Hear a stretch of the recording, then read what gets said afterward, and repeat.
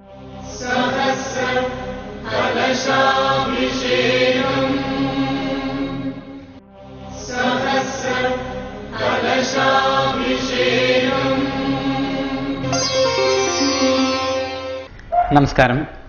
മാന്യ പ്രേക്ഷകർക്ക് ജ്യോതിഷവിധിയിലേക്ക് സ്വാഗതം.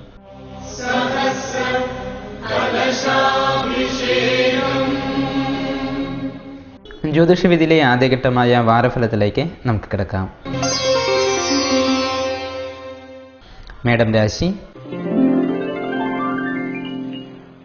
അശ്വതിയും ഭരണിയും കാർത്തിക നക്ഷത്രത്തിന്റെ ആദ്യ കാൽഭാഗവും ഉച്ചേർന്നിരിക്കുന്നതായ മേടം രാശിക്കാർക്ക് ഈ വാരം കുടുംബത്തിൽ സമാധാന അന്തരീക്ഷം നിലനിൽക്കും. മംഗള കാര്യാലോചന സിദ്ധിയും ബന്ധുജനപ്രീതിയും പ്രതീക്ഷിക്കാവുന്നതാണ്. തൊഴിലിലെ ശത്രുതകൾക്ക് കുറവുണ്ടാകില്ലെങ്കിൽ കൂടി സാമ്പത്തികമായ ബുദ്ധിമുട്ട് കാര്യമായി അനുഭവപ്പെടില്ല.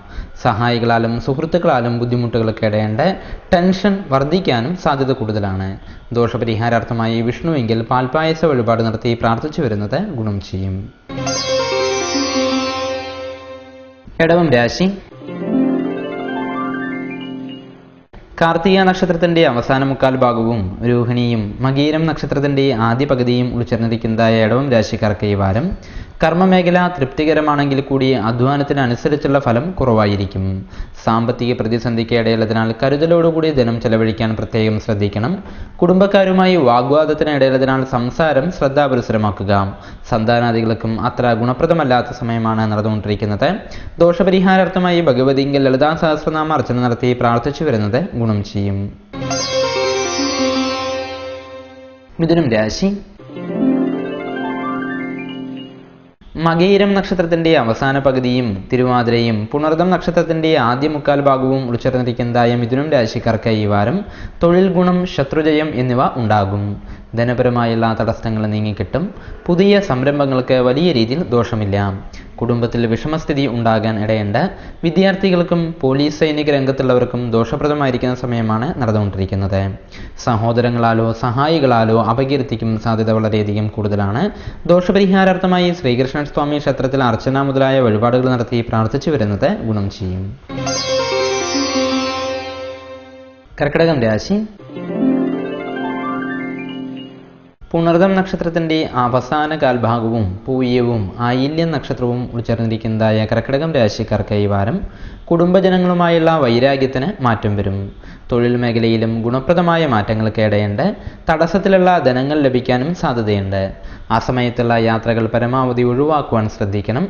വാക്കുകൾ തെറ്റിദ്ധരിക്കപ്പെട്ടേക്കാം. പിതൃജനാദികളൊക്കെ അരിഷ്ടതയ്ക്കും സാധ്യത കൂടുതലായുണ്ട്. വിഷഭയം, പതനഭയം ഇവയ്ക്കും യോഗമുണ്ട്. ദോഷപരിഹാരാർത്ഥമായി ശിവങ്കിൽ മൃത്യുഞ്ജയ ഹവനം നടത്തി പ്രാർത്ഥിച്ചു വരുന്നത് ഗുണം ചെയ്യും. ചിങ്ങം രാശി. മകം, പൂരം, ഉത്രം നക്ഷത്രത്തിന്റെ ആദ്യ കാൽഭാഗം എന്നീ നക്ഷത്രങ്ങൾ ഉൾച്ചേർന്നിരിക്കുന്നതായ ചിങ്ങം രാശിക്കാർക്ക് ഈ വാരം കുടുംബപരമായുള്ള വിഷമതകൾ കുറവായിരിക്കും. ബന്ധുജനങ്ങളുടെ പിന്തുണ സഹായമാകും. കർമ്മമേഖലയിൽ ശ്രദ്ധ കുറയാൻ ഇടയുണ്ട്. മേലാധികാരികളുടെ അപ്രീതിയും സാമ്പത്തികപരമായ വിഷമതയും മനസ്വസ്ഥത കുറച്ചേക്കും. വാഹനം ഉപയോഗിക്കുന്നവർ ശ്രദ്ധിക്കണം. ജനബഹുമാന്യത കുറയാനും ഇടയുണ്ട്. ദോഷപരിഹാരാർത്ഥമായി വിഷ്ണുവെങ്കിൽ ദർശനം നടത്തി പ്രാർത്ഥിച്ചു വരുന്നത് ഗുണം ചെയ്യും. കന്നിരാശി.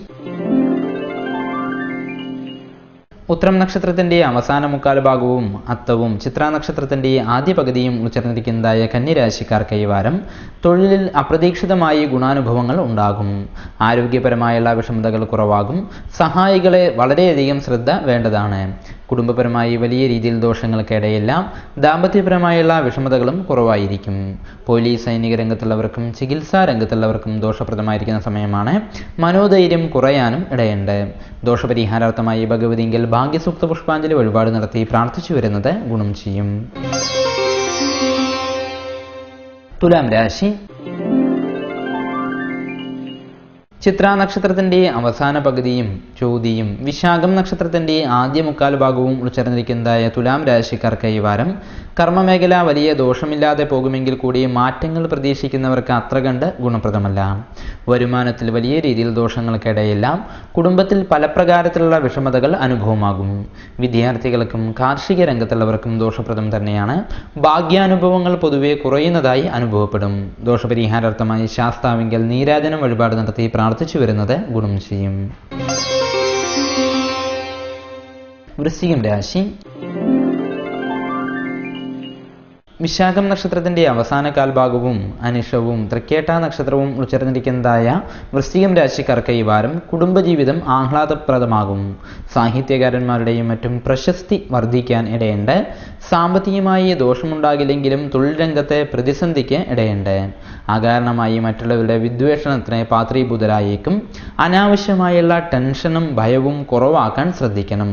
ദോഷപരിഹാരാർത്ഥമായി ശിവങ്കിൽ പിൻവിളക്ക് വഴിപാട് നടത്തി പ്രാർത്ഥിച്ചു വരുന്നത് ഗുണം ചെയ്യും. ധനുരാശി. മൂലം, പൂരാടം, ഉത്രാടം നക്ഷത്രത്തിന്റെ ആദ്യ കാൽഭാഗം എന്നീ നക്ഷത്രങ്ങൾ ഉൾച്ചേർന്നിരിക്കുന്നതായ ധനുരാശിക്കാർക്ക് ഈ വാരം കുടുംബജനങ്ങളുമായി വലിയ ദോഷമില്ലാതെ മുന്നോട്ടു പോകുമെങ്കിലും ഭാര്യാഭർത്തൃ കലഹത്തിന് സാധ്യതയുണ്ട്. തൊഴിലിലും അനാവശ്യമായ ശത്രുത ഉണ്ടായേക്കും. സാമ്പത്തികം ദോഷപ്രദമാകാൻ ഇടയുള്ളതിനാൽ അനാവശ്യമായ ചെലവുകൾ കുറയ്ക്കുവാൻ ശ്രമിക്കണം. വിദ്യാഭ്യാസത്തിൽ മൗഢ്യത അനുഭവപ്പെട്ടേക്കും. ഉദ്യോഗസ്ഥരായ സ്ത്രീകൾക്കും വീട്ടമ്മമാർക്കും അത്ര ഗുണപ്രദമല്ലാത്ത സമയമാണ് നടന്നുകൊണ്ടിരിക്കുന്നത്. ദോഷപരിഹാരാർത്ഥമായി ഭഗവതിയെങ്കിൽ അർച്ചന മുതലായ വഴിപാടുകൾ നടത്തി പ്രാർത്ഥിച്ചു വരുന്നത് ഗുണം ചെയ്യും. മകരം രാശി. ഉത്രാടം നക്ഷത്രത്തിന്റെ അവസാന മുക്കാൽ ഭാഗവും തിരുവോണവും അവിട്ടം നക്ഷത്രത്തിന്റെ ആദ്യ പകുതിയും ഉൾച്ചേർന്നിരിക്കുന്നതായ മകരം രാശിക്കാർക്ക് ഈ വാരം തൊഴിൽപരമായുള്ള പ്രതിസന്ധികൾ കുറയുകയും ധനാഭിവൃദ്ധി വർദ്ധിക്കുകയും ഫലമാണ്. സാഹസ പ്രവൃത്തികൾ ഏർപ്പെടാൻ ഇടയുണ്ട്. കൃത്യനിഷ്ഠയോടുകൂടി കാര്യങ്ങളെ നോക്കിക്കാണാൻ ശ്രമിക്കും. കുടുംബപരമായി പക്ഷേ അത്ര കണ്ട് ഗുണപ്രദമല്ല. ബന്ധുജനങ്ങളുമായി കലഹസാധ്യതയും കാണുന്നുണ്ട്. പിതൃജനാദികൾക്കും അത്ര ഗുണപ്രദമല്ലാത്ത സമയം തന്നെയാണ് നടന്നുകൊണ്ടിരിക്കുന്നത്. ചെറിയ രീതിയിൽ ദേഹാസ്വാസ്ഥ്യങ്ങൾക്കും ഇടയുണ്ട്. ദോഷപരിഹാരാർത്ഥമായി ഭഗവതിങ്കൽ കഠിനമധുര നിവേദ്യ സഹിതം രക്തപുഷ്പാഞ്ജലി വഴിപാട് നടത്തി പ്രാർത്ഥിച്ചു വരുന്നത് ഗുണം ചെയ്യും. കുംഭം രാശി. അവിട്ടം നക്ഷത്രത്തിന്റെ അവസാന പകുതിയും ചതയവും പൂരുരുട്ടാതി നക്ഷത്രത്തിന്റെ ആദ്യ മുക്കാൽ ഭാഗവും ഉൾച്ചേർന്നിരിക്കുന്നതായ കുംഭം രാശിക്കാർക്ക് ഈ വാരം കർമ്മമേഖലയിൽ കൂടുതൽ ശ്രദ്ധ പുലർത്താൻ ശ്രമിക്കണം. എതിർപ്പുകളെ ധീരമായി നേരിടാൻ കഴിയും. ധനപരമായുള്ള ഇടപാടുകളിൽ ജാഗ്രത വളരെയധികം കൂടുതലായി വേണ്ടതാണ്. കുടുംബത്തിൽ ഭിന്നത രൂക്ഷമായേക്കാൻ ഇടയുണ്ട്. ദാമ്പത്യ ക്ലേശവും സന്താന ക്ലേശവും അനുഭവമാകും. അപകട സാധ്യത കൂടുതലായി ഉള്ളതിനാൽ വാഹനം കൈകാര്യം ചെയ്യുന്നവരും അസമയത്തെ യാത്ര ചെയ്യുന്നവരും ശ്രദ്ധിക്കണം. ദോഷപരിഹാരാർത്ഥമായി ശാസ്താവിങ്കൽ എള്ളുകിഴി വഴിപാട് നടത്തി പ്രാർത്ഥിച്ചു വരുന്നത് ഗുണം ചെയ്യും. മീനം രാശി. പൂരുരുട്ടാതി നക്ഷത്രത്തിന്റെ അവസാന കാൽഭാഗവും ഉത്തരട്ടാതിയും രേവതി നക്ഷത്രവും ഉൾച്ചേർന്നിരിക്കുന്നതായ മീനം രാശിക്കാർക്ക് ഈ വാരം കുടുംബാംഗങ്ങളുമായി അഭിപ്രായ ഐക്യം ഉണ്ടാകും. ധനലാഭത്തിനായി പുതിയ പദ്ധതികൾ ആവിഷ്കരിക്കും. കർമ്മപരമായി വലിയ ദോഷമില്ലാതെ മുന്നോട്ട് നീങ്ങും. വിദ്യാർത്ഥികൾക്ക് പ്രയാസങ്ങൾ അനുഭവപ്പെട്ടേക്കാൻ ഇടയുണ്ട്. കാര്യലാഭത്തിന് വാക്ചാതുര്യം തുണയാകും. യാത്രാക്ലേശം, ദേഹാസ്വാസ്ഥ്യം എന്നിവ അനുഭവമാകും. കർഷകർക്ക് പണച്ചിലവ് വർദ്ധിക്കുന്ന സമയമാണ് നടന്നുകൊണ്ടിരിക്കുന്നത്. ദോഷപരിഹാരാർത്ഥമായി വിഷ്ണുവെങ്കിൽ തുളസിമാല വഴിപാട് നടത്തി പ്രാർത്ഥിച്ചു വരുന്നത് ഗുണം ചെയ്യും.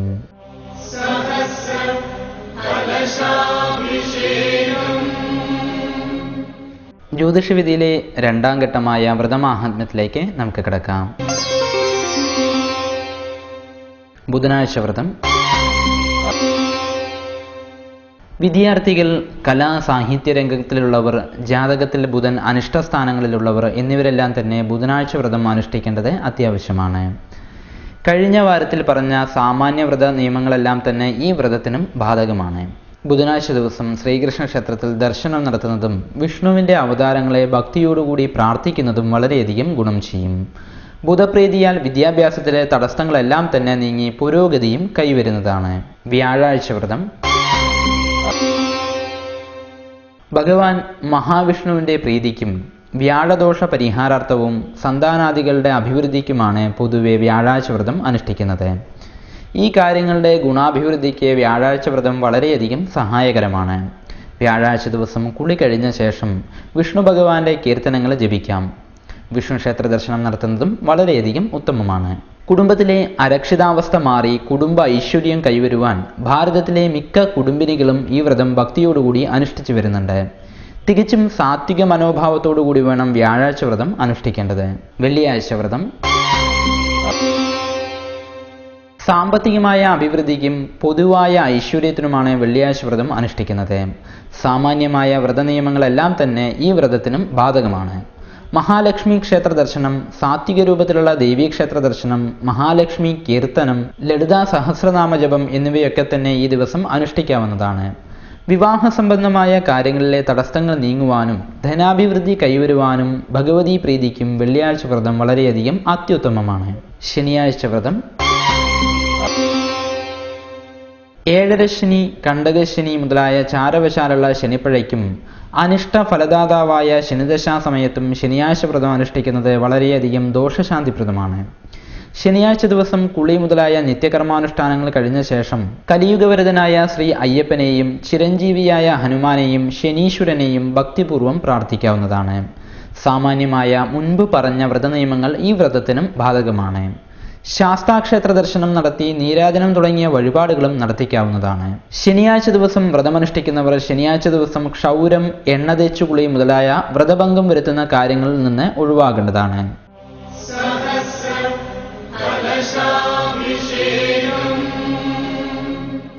ജ്യോതിഷവിധിയിലെ മൂന്നാം ഘട്ടമായ കത്തുകളിലേക്ക് നമുക്ക് കിടക്കാം. ഈ ആഴ്ച കൊടുവായൂരിൽ നിന്നും ദിവാകരൻ ആണ് നമുക്ക് എഴുത്തെഴുതിയിരിക്കുന്നത്. ജ്യോതിഷവിധി സ്ഥിരമായി കാണാറുണ്ട്. പരിപാടി വലിയ കുഴപ്പമില്ല. ഒരുപാട് കാര്യങ്ങൾ ഇതിലൂടെ അറിയുവാൻ കഴിയുന്നുണ്ട്. ഇപ്പോൾ വ്രതത്തെക്കുറിച്ച് പറയുന്നതെല്ലാം ഉപകാരപ്രദം തന്നെയാണ്. പക്ഷേ നക്ഷത്രത്തെക്കുറിച്ച് പറയുന്നതാകും കൂടുതൽ ഉചിതമെന്ന് തോന്നുന്നു. കാരണം ഈ പരിപാടി തുടങ്ങിയ സമയത്ത് ഞങ്ങൾക്ക് കാണാൻ പറ്റിയിരുന്നില്ല. അതുകൊണ്ട് അമ്മയുടെ നക്ഷത്രമായ കാർത്തികയെക്കുറിച്ചും എൻ്റെ നക്ഷത്രമായ പുണർദത്തെക്കുറിച്ചും താങ്കൾ പറഞ്ഞത് കാണാൻ കഴിഞ്ഞില്ല. നക്ഷത്രഫലമെന്ന രണ്ടാം ഘട്ടം വീണ്ടും ഒരു പ്രാവശ്യം കൂടി തുടർന്നാൽ വേണ്ടില്ല എന്നുള്ളത് പറഞ്ഞിട്ടുണ്ട്. അപ്പം തന്നെ അമ്മയ്ക്ക് അടുത്ത മാസത്തിൽ 70 വയസ്സ് തികയുകയാണ്. അമ്മയുടെ ആരോഗ്യസ്ഥിതി അറിയണം പ്രധാനമായിട്ടും. പിന്നെ ആയുസ്സിനെ കുറിച്ചും അറിയണമെന്നുണ്ട്. ഇപ്പോൾ സമയം അനുകൂലമാണോ? പറയത്തക്ക അസുഖങ്ങളൊന്നും തന്നെ ഇപ്പോഴില്ല. ജാതകപ്രകാരമുള്ള പ്രതിവിധികൾ അറിഞ്ഞാൽ കൊള്ളാമെന്നുണ്ട് എന്നുള്ളതാണ് ദിവാകരൻ എഴുതി അറിയിച്ചിരിക്കുന്നത്. ദിവാകരൻ്റെ അമ്മയുടെ നക്ഷത്രം കാർത്തിക നക്ഷത്രം ദേവകി അമ്മ. 61 വയസ്സ് കഴിഞ്ഞ് 11 മാസമായി. 17 കൊല്ലം 6 മാസമായിട്ട് ശനിദശാകാലമാണ് നടന്നുകൊണ്ടിരിക്കുന്നത്. ദശാനാഥനായിരിക്കുന്ന ശനിദശാകാലം കഴിയാൻ ഇനി 1 കൊല്ലം 6 മാസം ബാക്കി നിൽക്കുന്നുണ്ട്. അതിൽ 1 കൊല്ലം 1 മാസമായിട്ട് വ്യാഴൻ്റെ അപഹാരമാണ് നടന്നുകൊണ്ടിരിക്കുന്നത്. ഇനി 1 കൊല്ലം 6 മാസം കൂടിയിട്ട് നിൽക്കുന്നുണ്ട് വ്യാഴൻ്റേതായിരിക്കുന്ന അപഹാര സമയം. ജാതകം നല്ല ഭാഗ്യപ്രദമായിരിക്കുന്ന ജാതകം തന്നെയാണ്. ഗജകേസരി യോഗം എന്നിങ്ങനെയുള്ളതായിരിക്കുന്ന പ്രഗത്ഭ യോഗങ്ങളെല്ലാം തന്നെ ജാതകത്തിൽ പറഞ്ഞിട്ടുണ്ട്. ഗജകേസരി യോഗപ്രകാരം ഹന്ത്യസർവഗ്രഹാരിഷ്ടം എന്നുള്ളതായിരിക്കുന്ന വിധി പ്രകാരം 1000 പൗർണമികൾക്ക് ശേഷം മാത്രമാണ് മൃത്യുദോഷം ഇതിൽ പറഞ്ഞിരിക്കുന്നത്. അതായത് 84 വയസ്സോളം ആയുസ്സിൻ്റെ ദൈർഘ്യം പ്രധാനമായിട്ടും കണക്കാക്കുന്നുണ്ട്. ഇപ്പോൾ നടന്നുകൊണ്ടിരിക്കുന്നതായ ശനി കുറച്ച് ദോഷപ്രദമായിരിക്കുന്ന ശനിദശാകാലമാണ്. മാത്രമല്ല ശനിദശാകാലം അവസാനിക്കുന്ന കാലഘട്ടം കൂടിയിട്ടാണ് നടന്നുകൊണ്ടിരിക്കുന്നത്. ജാതകപ്രകാരം ഗജകേസരി മുതലായുള്ള യോഗത്തിലുള്ള ആയുർദൈർഘ്യം കണക്കാക്കാമെങ്കിൽ കൂടിയിട്ട് ഇപ്പോൾ നടന്നുകൊണ്ടിരിക്കുന്ന ഈ ദശാസന്ധിൻ്റെ കാലഘട്ടം കുറച്ചൊരു ദോഷപ്രദം തന്നെയാണ്. വീഴ്ച ഭയത്തിനുള്ളതായിരിക്കുന്ന സാധ്യത കൂടുതലായിട്ട് പറയുന്നുണ്ട്. ഒപ്പം തന്നെ പാദഹസ്താംഗ താപഹ എന്നുള്ള വിധി പ്രകാരം പാദസംബന്ധമായിരിക്കുന്ന അസുഖങ്ങളും അതേപോലെ തന്നെ വാതാദി ഉപദ്രവ ദോഷങ്ങൾക്കും ഉള്ളതായിരിക്കുന്ന സാധ്യത വളരെയധികം കൂടുതലാണ്. കഴിഞ്ഞ 2011 മെയ് മാസം 8-ാം തീയതിക്ക് ശേഷം ഇപ്പുറത്തായിട്ട് വ്യാഴൻ 12-ാം ഭാവത്തിൽ ചാരവശാൽ നടന്നുകൊണ്ടിരിക്കുന്നതായ സമയം ഒരുപാട് ക്ലേശപ്രദം തന്നെയായിട്ടാണ് പറഞ്ഞിരിക്കുന്നത്. ചെറിയ ചെറിയ രീതിയിലുള്ളതായിരിക്കുന്ന അസുഖങ്ങൾക്കുള്ളതായിരിക്കുന്ന സാധ്യത വളരെ കൂടുതലായിട്ട് പറയുന്നുണ്ട്. ശനിദശാകാലം അവസാനം ദോഷപ്രദമാകാൻ ഇടയുള്ളതിനാൽ ഇപ്പോൾ തന്നെ ശാസ്താക്ഷേത്ര ദർശന ഭജനം നടത്തുന്നതും, അതായത് ഇനി 1.5 വർഷമുള്ളതായിരിക്കുന്ന കാലഘട്ടം ശാസ്താക്ഷേത്ര ദർശനം നടത്തുന്നതും ഒപ്പം തന്നെ ശനിയാഴ്ച ദിവസങ്ങളിൽ വ്രതാദി കാര്യങ്ങൾ അനുഷ്ഠിക്കുന്നതും വളരെ നല്ല രീതിയിലുള്ളതായിരിക്കുന്ന ഗുണാനുഭവങ്ങൾ വരുത്തിച്ച് തീർക്കുന്നതാണ്. ഒപ്പം ആയുർപരമായിരിക്കുന്നതായ ദോഷനിവൃത്തിക്ക് വേണ്ടിയിട്ട് ശിവൻ്റെ അമ്പലത്തിൽ മൃത്യുഞ്ജയാദി പ്രതിവിധികൾ നടത്തുന്നതും ഗുണം ചെയ്യും. ഈ വരുന്ന കർക്കിടക മാസത്തിൽ 70 വയസ്സ് തികയുന്നതാണ്. 70ാമത്തെ പിറന്നാൾ ദിവസം ശിവക്ഷേത്രത്തിൽ വഴിപാടുകൾ നടത്തുന്നത് നല്ല രീതിയിലുള്ള ഗുണാനുഭവങ്ങൾ വരുത്തിച്ച് തീർക്കാൻ ഒരുപാട് സഹായിക്കുന്നതാണ്. താങ്കൾ പറഞ്ഞ പ്രകാരം ജ്യോതിഷവിധിയിലെ 2ാം ഘട്ടമായ നക്ഷത്രത്തെക്കുറിച്ചുള്ളതായിരിക്കുന്ന കാര്യങ്ങൾ ഒരു പ്രാവശ്യം കൂടി തുടങ്ങുവാൻ ശ്രമിക്കാവുന്നതാണ്. പല്ലശ്ശേരിയിൽ നിന്നും രാകേഷിൻ്റെ കത്താണ് അടുത്തതായി വായിക്കുന്നത്. എൻ്റെ മകളുടെ ജനന സമയം ഇതിനോടൊപ്പം അയക്കുന്നുണ്ട്. ജാതകപ്രകാരമുള്ള ഗുണദോഷങ്ങൾ പറഞ്ഞു തരണം എന്നുള്ളതാണ് പറഞ്ഞിരിക്കുന്നത്. 1186 മിഥുനമാസം 7-ാം തീയതിയാണ് കുട്ടി ജനിച്ചിരിക്കുന്നത്. ചൊവ്വാഴ്ച ദിവസം വൈകുന്നേരം 4:01 കുട്ടിയുടെ ജനനം സംഭവിച്ചിരിക്കുന്നത്. ചതയം നക്ഷത്രമാണ്. അനശ്വര എന്നുള്ളതാണ് പേര് കൊടുത്തിരിക്കുന്നത്. ചതയം നക്ഷത്രം തുലാം രാശിയിലാണ് ജനിച്ചിരിക്കുന്നത്. തുലാമാണ് ലഗ്നമായിട്ട് പ്രധാനമായിട്ടും കിട്ടിയിരിക്കുന്നത്. കുട്ടിയുടെ ജാതകപ്രകാരം വലിയ രീതിയിലുള്ള ദോഷങ്ങളൊന്നും തന്നെ പ്രത്യേകമായിട്ട് പറയുന്നില്ല. നല്ല ആയുർദൈർഘ്യമുള്ളതായിരിക്കുന്ന ജാതകമാണ്. ഒപ്പം തന്നെ പഞ്ചമഹാപുരുഷ യോഗങ്ങളിൽ ഒരു യോഗമായിരിക്കുന്ന മാളവ്യ എന്നുള്ളതായിരിക്കുന്ന ഒരു യോഗം ജാതകത്തിലുണ്ട്. ഒപ്പം വിദ്യായോഗമായിരിക്കുന്ന നിപുണ എന്നുള്ളതായിരിക്കുന്ന യോഗവും ജാതകപ്രകാരം പറയുന്നുണ്ട്. നിപുണ യോഗം ഉള്ളതിനാൽ തന്നെ ദി കീർത്തി സൗഖ്യാന്യുത എന്നുള്ളതാണ് പറയുക. ബുദ്ധിയും കീർത്തിയും നല്ലതുപോലെ ഉണ്ടാകണം എന്നുള്ളതായിരിക്കുന്ന യോഗം ജാതകത്തിൽ പറയുന്നുണ്ട്. പഞ്ചമഹാപുരുഷ യോഗങ്ങളിൽ ഒരു യോഗമായിരിക്കുന്ന മാളവ്യ യോഗം കിട്ടിയതും വളരെയധികം വിശേഷ ഫലമായിട്ടാണ് ജാതകപ്രകാരം പറഞ്ഞിരിക്കുന്നത്. നല്ല ഗുണാനുഭവങ്ങൾ ഉള്ളതായിരിക്കുന്ന ജാതകമാണ്. ഇപ്പോൾ ഒരു 8 വയസ്സ്, ഏകദേശം 8-8.5 വയസ്സ് വരെയുള്ളതായിരിക്കുന്ന സമയം രാഹുവിൻ്റെ ദശാകാലമാണ്. അതിൽ തന്നെ പ്രത്യേകമായിട്ട് 2 വയസ്സ് വരെയുള്ളതായിരിക്കുന്ന സമയം ബാലാരിഷ്ടതാ സമയദോഷം പറയുന്നുണ്ട്. ഈ 2 വയസ്സ് വരെയുള്ളതായിരിക്കുന്ന സമയത്തിൽ മാസം പ്രതി ജന്മനക്ഷത്രത്തിന് ശിവക്ഷേത്രത്തിലുള്ള ഗണപതിക്ക് കറുകമാല വഴിപാട് നടത്തിക്കുന്നത് വളരെയധികം ഗുണം ചെയ്യും. ബാലാരിഷ്ടതാ ദോഷം മാറിക്കിട്ടുവാൻ ഏറ്റവും നല്ലതായിരിക്കുന്ന വഴിപാടാണ് കറുകമാല എന്നുള്ളതായിരിക്കുന്ന വഴിപാട് പറഞ്ഞിരിക്കുന്നത്. ഈ 8 വയസ്സിന് ശേഷം പിന്നീട് വരുന്നതായിരിക്കുന്ന സമയം 16 വർഷത്തോളമായിരിക്കുന്ന സമയം വ്യാഴൻ്റെ ദശാകാലമാണ്. 6-ാം ഭാവാധിപനായിരിക്കുന്ന വ്യാഴൻ്റെ ദശാകാലം വളരെയധികം ഗുണം ചെയ്യുന്ന സമയമായിട്ടാണ് പ്രധാനമായിട്ടും പറഞ്ഞിരിക്കുന്നത്. നല്ല രീതിയിലുള്ളതായിരിക്കുന്ന ഗുണാനുഭവങ്ങളെല്ലാം തന്നെ ഈ സമയത്തിൽ വന്നു ചേരാനുള്ളതായിരിക്കുന്ന പൂർണ്ണ യോഗം ജാതകത്തിൽ പറയുന്നുണ്ട്. വിദ്യാഭ്യാസപരമായിരിക്കുന്ന സമയത്തിലും വിവാഹാദി സമയത്തിലും വ്യാഴദശാകാലം വന്നിരിക്കുന്നത് നല്ല രീതിയിലുള്ള ഗുണാനുഭവങ്ങൾ വരുത്തിച്ചു തീർക്കും. പക്ഷേ ഈ 8 വയസ്സിനുള്ളിൽ വീഴ്ചയ്ക്കുള്ളതായിരിക്കുന്ന സാധ്യതകളും ഒപ്പം തന്നെ മുറിവുകൾക്കോ അടയാളങ്ങൾക്കോ ഉള്ളതായിരിക്കുന്ന സാധ്യത കൂടിയിട്ട് പറയുന്നുണ്ട്. തുലാം രാശി ആയിരിക്കുന്നതുകൊണ്ട് ഹീനാംഗഹ എന്ന് കൂടിയിട്ട് പ്രത്യേകമായിട്ട് പറയുന്നുണ്ട്. അതായത് ഏതെങ്കിലും ഒരു അംഗത്തിന് വൈകല്യം വന്നേക്കാനുള്ള സാധ്യത പ്രധാനമായിട്ടും പറയുന്നുണ്ട്. ജന്മനാ തന്നെ ഈ ദോഷങ്ങളില്ലെങ്കിൽ ഈ 2 വയസ്സ് വരെയുള്ള കാലഘട്ടം പ്രത്യേകമായിട്ട് ശ്രദ്ധിക്കണം എന്നുള്ളതാണ് പറഞ്ഞിരിക്കുന്നത്. ഈ സമയത്തിൽ വീഴ്ചകളാലോ അല്ലെങ്കിൽ മറ്റു വല്ല രീതിയിലുള്ള ദോഷങ്ങളാലോ വല്ല അടയാളങ്ങളോ ഇല്ലെങ്കിൽ ശരീരത്തിൽ വൈകല്യങ്ങളോ ഉണ്ടാകാനുള്ള സാധ്യത കൂടുതലാണ്. ഈ ദോഷം പരിഹരിക്കാൻ മുൻപ് പറഞ്ഞ ശിവക്ഷേത്രത്തിലുള്ളതായിരിക്കുന്ന ഗണപതിക്ക് വഴിപാട് പറഞ്ഞത് വളരെയധികം ഗുണം ചെയ്യും. ആ വഴിപാട് തീർച്ചയായും 2 വയസ്സ് തികയുന്നത് വരെ മാസം പ്രതി ജന്മനക്ഷത്രത്തിന് നടത്തിച്ചു വരിക. ഒപ്പം തന്നെ രാഹുപ്രീതിക്കായിട്ട് അടുത്തുള്ളതായിരിക്കുന്ന സർപ്പദൈവത്തെങ്കിൽ 100 പാലും വഴിപാട് നടത്തുന്നതും സർപ്പസൂക്ത പുഷ്പാഞ്ജലി നടത്തി പ്രാർത്ഥിച്ചു വരുന്നതും ഗുണം ചെയ്യും.